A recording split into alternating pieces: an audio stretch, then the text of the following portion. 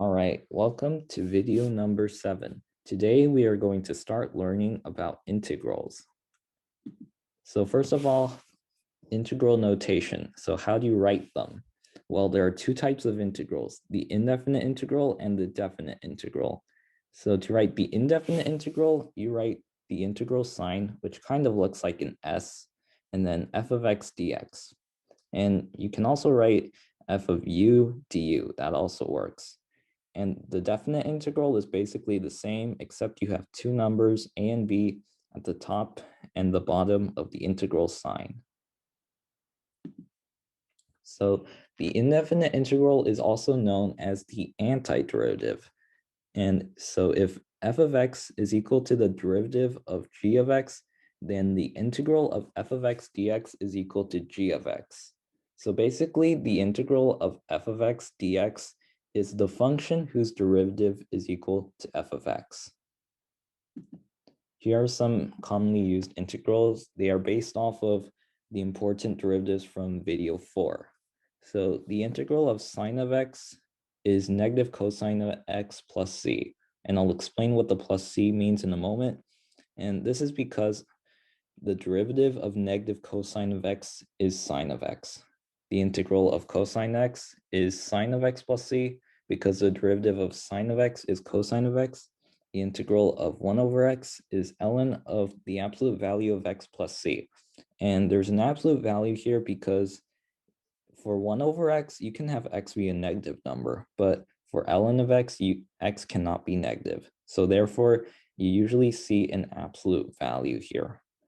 And the integral of e to the power of x is e to the power of x plus c.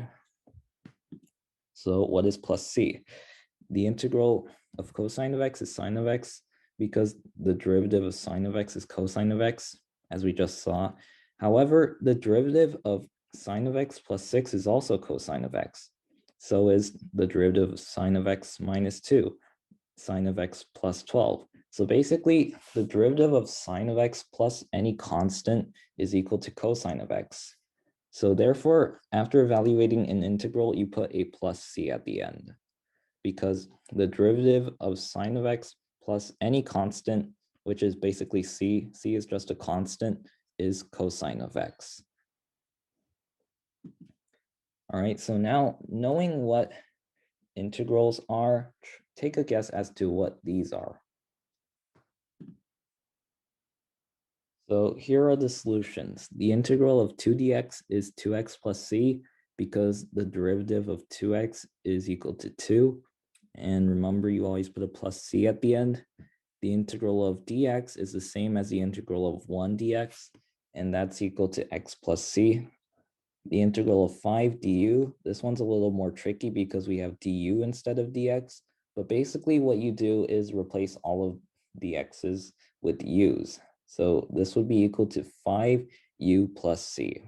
And the integral of n dx is equal to nx plus c, because n is just a constant, and we know that the integral of a constant is just equal to that constant times x plus c. And here is the role of dx or d something else. So we know that the integral of cosine x dx is equal to sine x plus c. And similarly, the integral of cosine u du is equal to sine of u plus c. And the integral of cosine q dq is equal to sine of q plus c.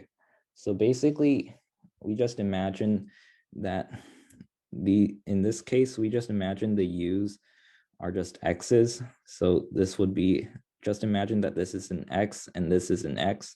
So we solve it like this integral right over here. And in the end, when we're done, we just change all of the x's back to u's. So this is how you solve integrals that do not end in dx. All right, so here's the integral of x to the power of n, where n is just a constant. It's just equal to x to the power of n plus 1 over n plus 1, and then plus c. This is true except when n equals -1, because if n equals -1, then we would just have 1 over x.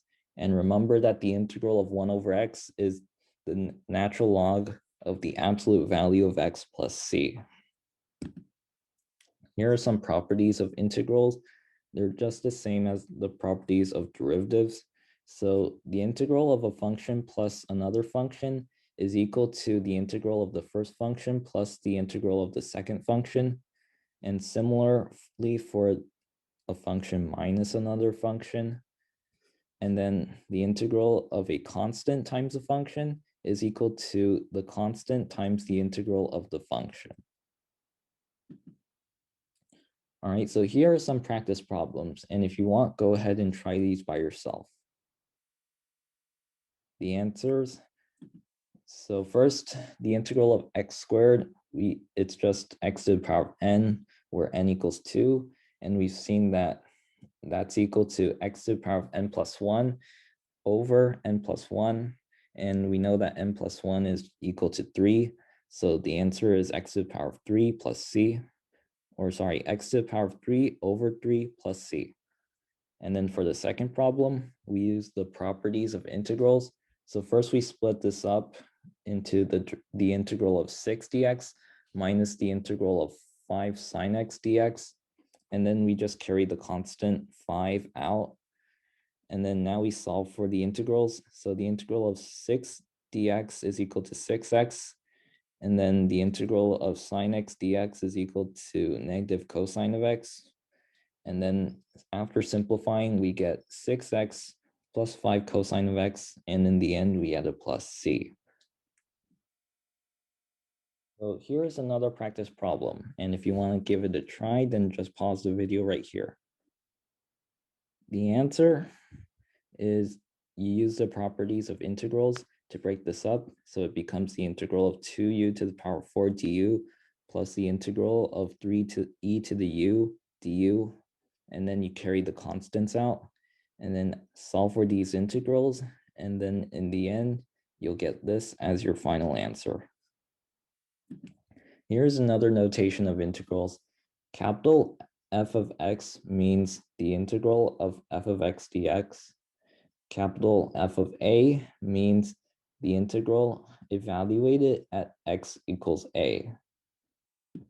All right, so here's an example. If f of x equals 6, then capital F of x is just the integral of it, which is 6x, and you don't need a plus c, and you'll see why very soon. And then capital F of 5 means that you just plug in x equals 5, and then you'll get 30. Here's the definite integral. So the definite integral from a to b of f of x dx is equal to capital F of b minus capital F of a.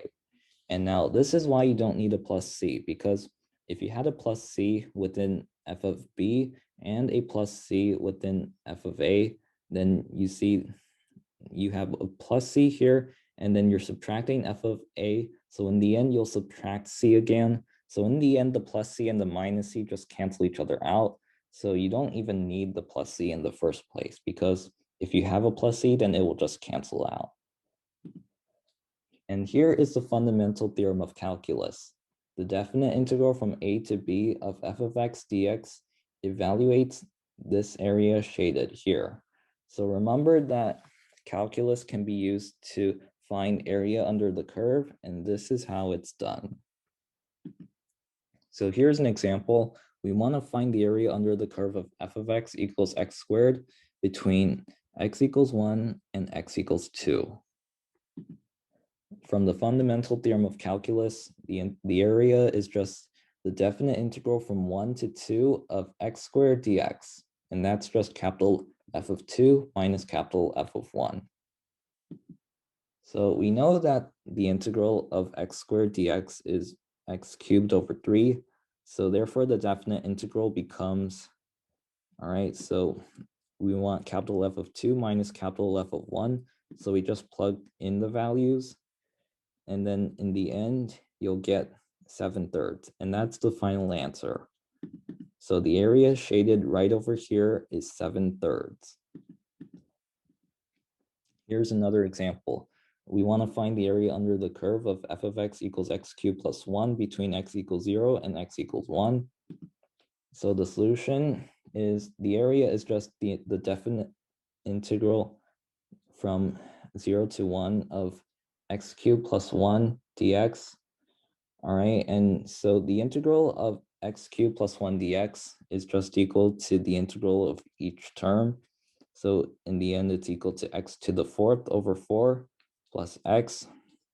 All right, and the indefinite integral is just capital F of 1 minus capital F of 0. And you just plug in the values into this integral right over here.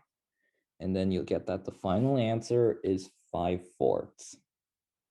So knowing this, try to solve this problem by yourself. The solution is, so the area is the definite integral from 0 to 1 of 1 over x dx. The integral of 1 over x dx is ln of the absolute value of x. All right, so we just plug in the values. So ln of 1 minus ln of 0, and ln of 1 is equal to 0 minus ln of 0. That's just negative infinity. And we have 0 minus negative infinity, so that is equal to infinity. So that means that this area right over here is equal to infinity. So here's another practice problem. The solution is the area is equal to the definite integral from negative infinity to 0 of e to the power of x dx. We know that the integral of e to the power of x is just e to the power of x. So we plug in the values. So e to the power of 0 minus e to the power of negative infinity. E to the power of 0 is 1. E to the power of negative infinity is 0. And then the final answer is just 1. Here's another practice problem. All right, so to solve this problem, you first need to find the zeros because you first need to know the interval that you're evaluating the integral between. So you factor the function into negative x minus 4 times x minus 2. See, so this right over here factors into that. And then you get that the zeros are 2 and 4. So that means that you're trying to evaluate the area between x equals 2 and x equals 4. So you now know that the area is the definite integral from 2 to 4 of the function. All right, so now we solve for the integral of the function. That's equal to negative x cubed over 3 plus 3x squared minus 8x. And then we just plug in the values in the definite integral to solve for the area. And then in the end, you'll get that the final answer is 4/3. And note that sometimes the indefinite integral will evaluate to be negative. So here's an example of when that can be the case. So we want f of x equals x squared minus 1, and we want to find the area between x equals 0 and x equals 1. So we just evaluate the area as we usually would. And then the final answer that we'll get is negative 2/3. So why is it negative? Because this function is negative on the interval 0, 1, because x squared minus 1, that's negative between 0 and 1. And so what we just evaluated was the area above the curve. And when you're evaluating the area above the curve, because you're evaluating on a negative interval, the result that you're going to get is going to be negative. So in all of our previous problems, like this one, we were evaluating the area below the curve. And then in this problem right over here, we were evaluating the area above the curve. So we got a negative result. And then if we want to find the area of the shaded region, then we just take the absolute value, which is 2/3. Here are some of the important integration methods. First of all, U substitution, and then submethods of that include long division and completing the square. And then we have partial fractions, integration by parts, trigonometric identities, and trigonometric substitution. As it turns out, for AP Calculus AB, you only need to note U substitution and the submethods long division and completing the square. However, looking ahead, I am going to cover almost all of them in my next few videos. But you really have two choices. The first choice is to just watch the first half of video 8, which is integration using U substitution. And then I'll put a link to a Khan Academy page where you can get more practice with U substitution. And then you can also learn the basics of the integration methods, long division and completing the square. So this option is recommended if you're just looking to do well in AP Calculus AB. The other option is to watch video 8 and 9, as well as the additional video if you want. And if you don't know partial fractions, then you should also watch the supplemental video. So this option is recommended if either you're looking to do well in AP Calculus BC, because you'll need to know some of the other methods for AP Calculus BC, or if you're just learning for fun and you just want to learn as much as possible. And the reason that I've listed this video as an additional video is because it's a little more difficult and unnecessary. However, it's always good to learn it for fun.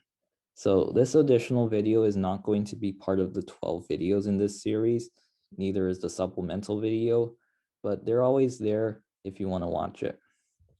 But anyway, that's pretty much it. So I'll see you in either supplemental video 3 or video 8.